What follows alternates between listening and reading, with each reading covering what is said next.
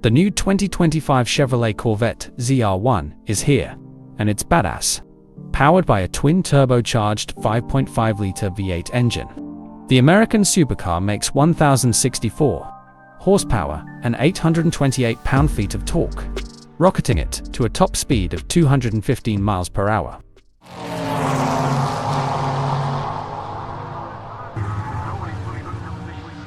The ZR1's numbers are impressive on their own, but when you compare it to some of the other sports cars, supercars, and even hypercars out there, only then do you realize how ridiculous this thing really is.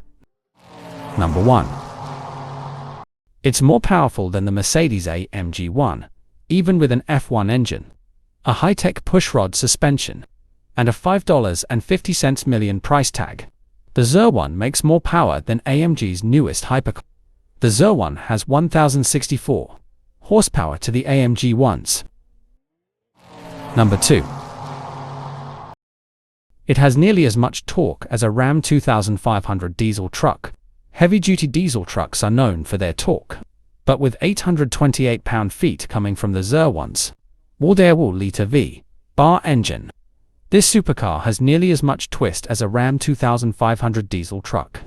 The pickup produces just 850 pounds-ft by comparison. Number 3. It has an insane power-to-weight ratio. Since Chevy only lists a dry weight for the ZR1, there isn't an accurate power-to-weight figure for the time being. But if we use the ZR1's quoted dry weight of 3,760 pounds as an estimate, that would give it a power-to-weight ratio somewhere near 580 horsepower per ton.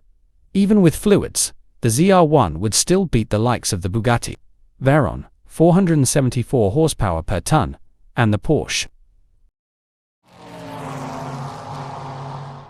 It's roughly 1,000 pounds lighter than a Tesla or Lucid.